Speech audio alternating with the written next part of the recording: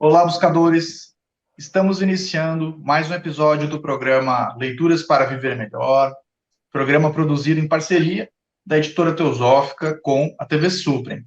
TV Suprem, que é o canal de comunicação da União Planetária, canal 2 da NET em Brasília.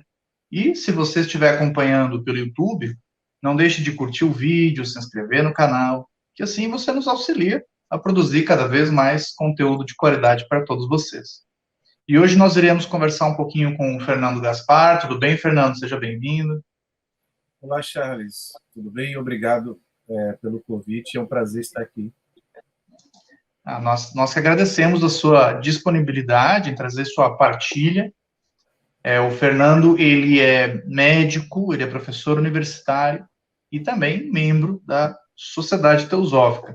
E hoje nós iremos falar de um artigo de sua autoria, publicado na revista Sofia, número 97, revista Sofia, que é uma revista bimestral, uma publicação bimestral da editora Teosófica.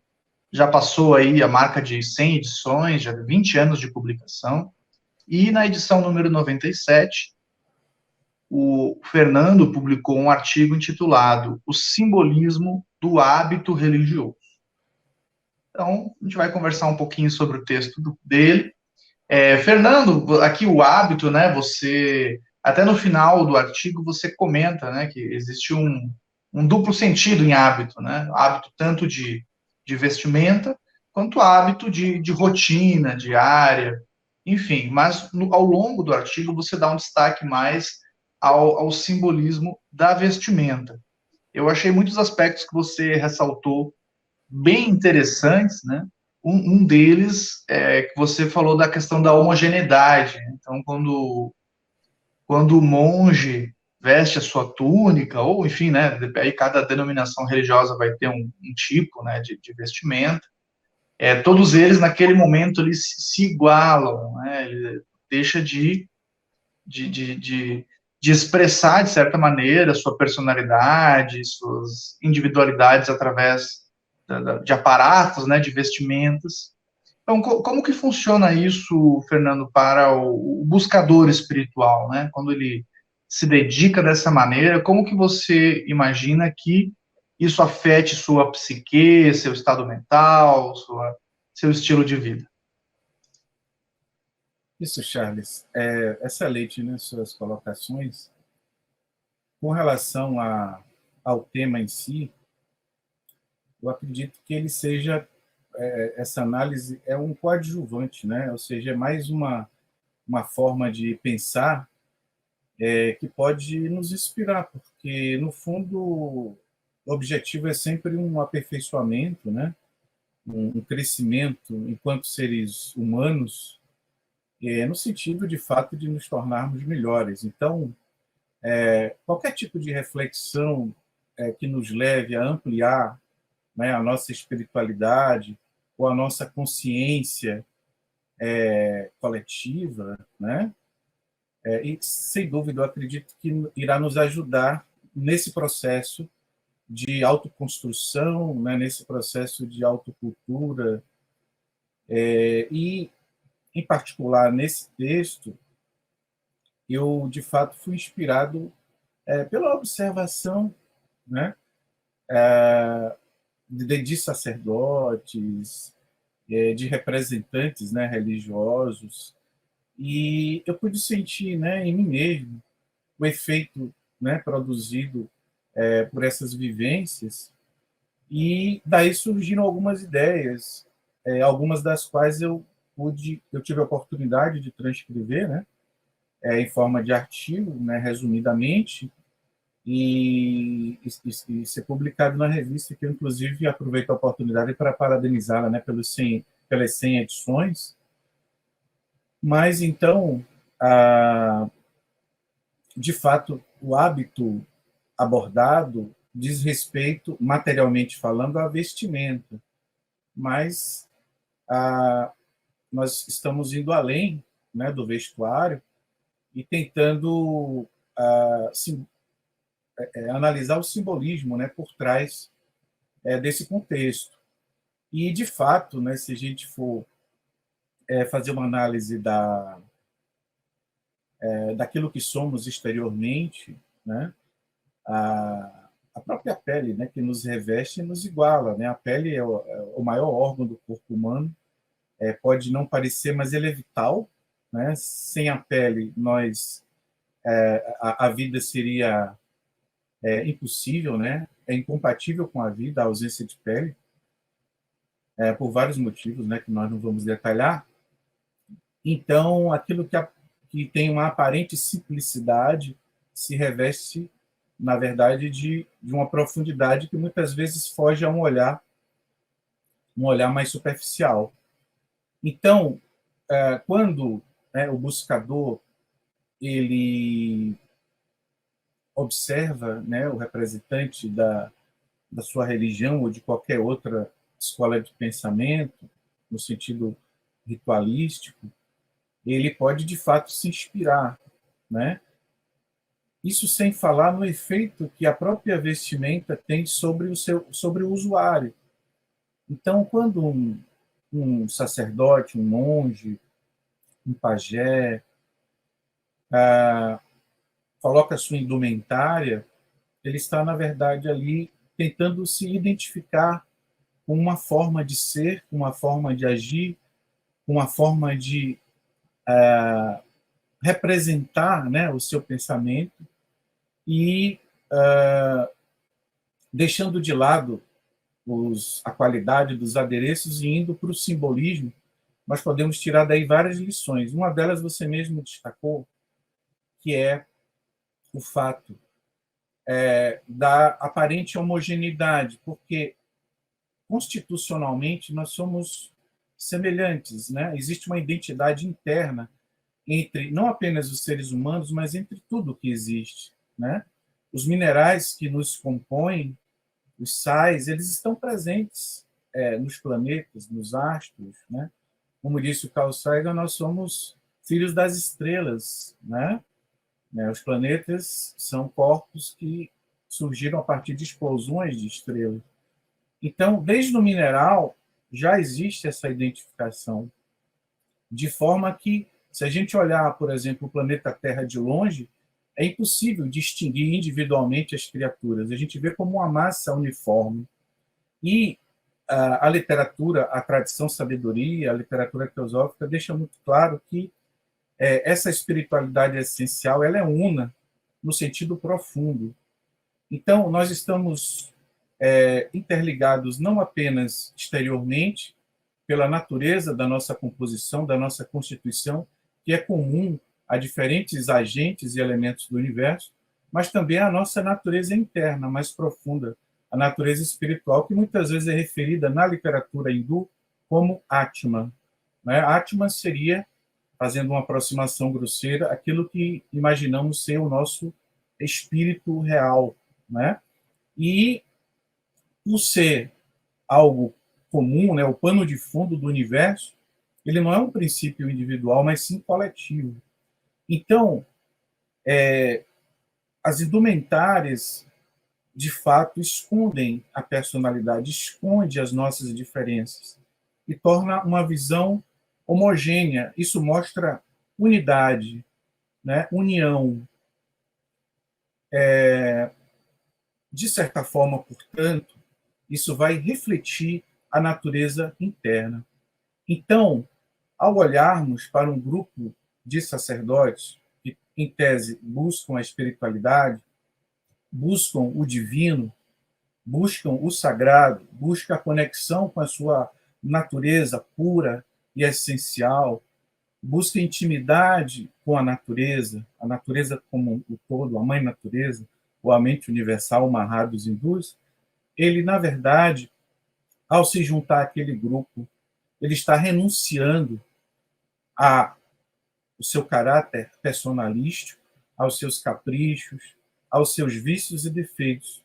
E ele busca, então, demonstrar ali aquilo que internamente já é uma realidade. Então, ao se vestir, ele está, na verdade, fazendo um esforço no sentido de representar no mundo físico uma realidade que já existe no mundo espiritual. Então, em linhas gerais, nós podemos começar por esse ponto. Enquanto você falava, né, eu estava refletindo aqui, que, na verdade, várias instituições da nossa sociedade, elas têm essa questão da uniformidade da vestimenta. Então, se a gente pensar, por exemplo, os bombeiros, né, que é uma instituição que nos inspira segurança, né, algo essencial para a sociedade humana, tá aí há muito, muito tempo, né, muitas gerações aí, todas as sociedades têm o seu formato específico, e também tem isso, né, se você tiver um bombeiro à paisana, não vai inspirar a mesma confiança do que o bombeiro ali, devidamente, né, fardado ali, com a sua vestimenta. E da mesma maneira, poderíamos dizer que o sacerdote, talvez ele seja uma espécie de bombeiro do mundo espiritual, né? Porque ele vai inspirar uma confiança no religioso, no praticante, na pessoa que está buscando. Este é o programa Leituras para Viver Melhor. Hoje estamos conversando com o Fernando Gaspar sobre um artigo de sua autoria, publicado na revista Sofia, número 97, intitulado O Simbolismo do Hábito Religioso. Nós iremos para um rápido intervalo e voltamos daqui a pouco. Até já.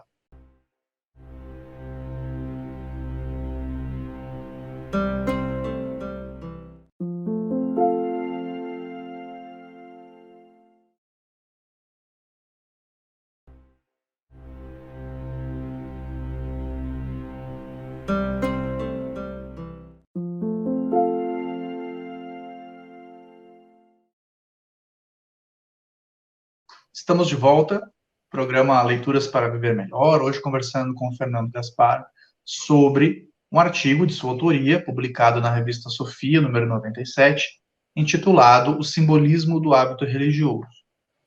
Fernando, a gente estava falando, né, a gente finalizou o primeiro bloco falando sobre como o hábito religioso, no sentido da vestimenta religiosa, né, como ela pode causar inspiração no praticante religioso, no adepto, no aprendiz, no estudante, no buscador espiritual, e isso certamente causa um efeito aí na nossa psique, né? Se a gente fosse mais longe aí se a gente fosse citar Jung, né? Eu sei que é o autor que você gosta bastante também, a gente poderia até aprofundar mais essa questão. Mas eu queria saber de você o que lhe inspirou, né? Qual foi a sua inspiração ou as suas inspirações na produção desse artigo? Como que esse tema veio para você e acabou se materializando aí em forma de artigo?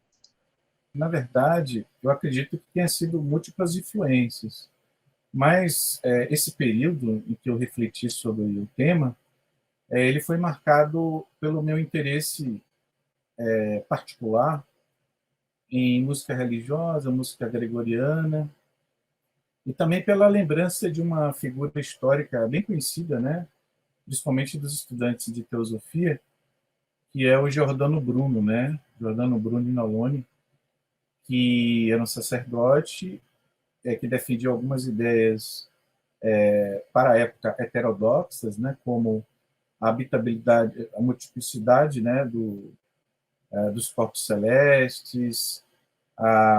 Ele questionou alguns dogmas, né, da instituição ao qual ele fazia parte, e ele tem escritos místicos, né, e esotéricos que são bastante inspiradores, né. Ele era um estudioso da mente, um especialista em memória, memorização. Era uma figura sui generis, e no conjunto, né, de muitos outros pensadores que deixaram aí o seu legado. Ele tem alguns livros interessantes a respeito desses assuntos, e nós sabemos que por conta daquilo que ele defendia, contrariando o status quo, né, daquele momento, ele infelizmente foi condenado, né, pela Inquisição à morte na fogueira em 1600. E, a propósito, há um monumento erigido em homenagem a esse personagem, lá na Itália, no Campo de Fiore, e que foi, salvo engano, uma promoção, né, de alguns estudantes de maçonaria, enfim, alguns praticantes. E qualquer um que observe essa estátua, né, esse monumento, dificilmente ficará insensível, né, impassível diante do significado dessa obra, principalmente se o visitante conhecer, né, a biografia do Giordano Bruno e o seu legado para a posteridade, tanto do ponto de vista científico quanto do ponto de vista místico e espiritual. Então, uma das recordações que eu tenho a respeito da escrita desse artigo é que, nesse período,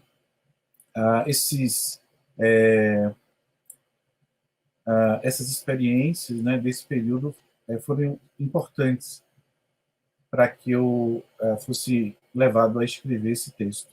Realmente, né, a música gregoriana ela é muito inspiradora, né, muito bonita, e há quem diga, né, que a música é a linguagem da alma, né? O Schopenhauer dizia que exprimia a mais alta filosofia num nível que a razão não consegue entender. Eu tenho um pensamento um pouco nessa linha. Eu acho que realmente a música ela está num patamar superior ao próprio pensamento, mesmo o pensamento reflexivo, né? Ela nos inspira em níveis aí que a gente nem compreende.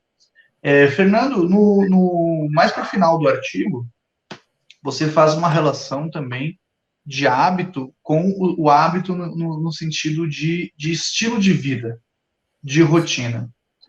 Que benefícios você acredita e você tenha lido a respeito, né, refletido também, sobre uma pessoa que resolve se dedicar a uma prática religiosa, seja ela qual for, né, e acabe incorporando esses hábitos, tanto o hábito de utilizar sempre o mesmo tipo de vestimenta, quanto reproduzir algumas práticas. Aí cada religião, né, vai ter as suas, né, os judeus têm as suas orações diárias, o muçulmano tem as suas, as tradições orientais vão ter, né, sua prática de meditação, o cristão vai ter suas orações também, ali, sua prática diária, que também pode ser considerada um tipo de meditação, né?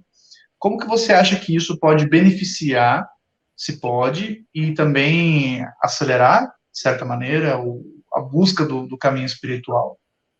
Nós fazemos um trocadilho, né, usando aí o duplo sentido de hábito, embora o artigo foque no significado, no simbolismo por trás das vestimentas, né? Ao final, nós ressaltamos que o título do artigo, né, o simbolismo do hábito religioso, poderia também se aplicar ao hábito de vida, né, que aquilo que representa os nossos costumes, e tanto do ponto de vista dos pensamentos, quanto da nossa relação com os sentimentos, com as emoções, com as paixões, e até mesmo com o cuidado do corpo. Então, o hábito, nesse sentido, diz respeito ao homem holístico, né? O homem integral, ao homem como um todo. E se nós tivermos sucesso no manejo, né, dessa experiência, desenvolvendo um traquejo no dia a dia, no sentido de coadunar esses aspectos da nossa vida enquanto hábito, aquilo que nós nos propomos, tá, a atingir enquanto meta espiritual, nós poderemos sim trazer benefícios, não apenas, digamos, loco-regionais, né, da nossa proximidade, já que até o Evangelho fala, né, em amar ao próximo como a si mesmo, amar aos inimigos, perdoar as ofensas, e alcançar a estatura espiritual de Cristo. Obviamente, alcançar essas metas não é uma tarefa que se obtém no final de semana, mas é uma construção gradual, paulatina, e que, como tudo que é bom, exige esforço, dedicação, atenção, e a criação de bons hábitos nos parece uma forma de trilhar o bom caminho e alcançar esses objetivos. O nosso tempo, né, limitado, está chegando ao fim.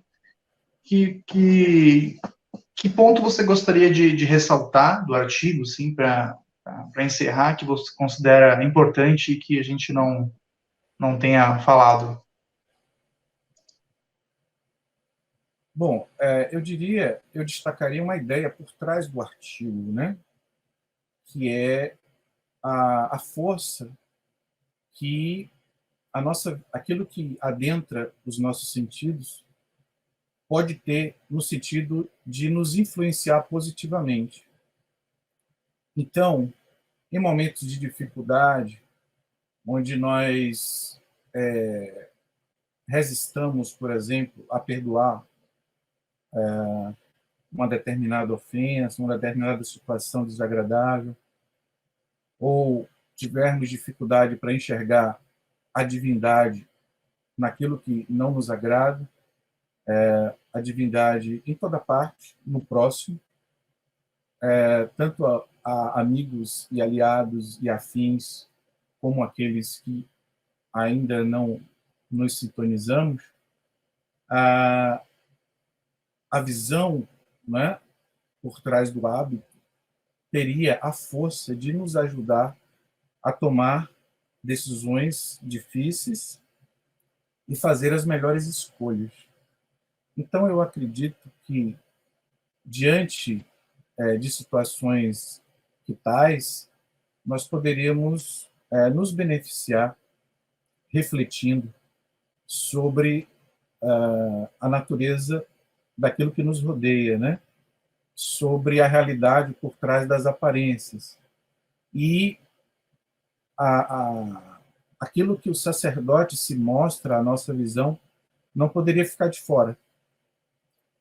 É mais um elemento que nós podemos lançar mão no sentido de melhorar a nossa visão de mundo, essa questão do perdão e de como a gente lida com os acontecimentos da vida, porque se a gente for analisar, grande parte do nosso sofrimento advém da nossa reação àquilo que vem de fora.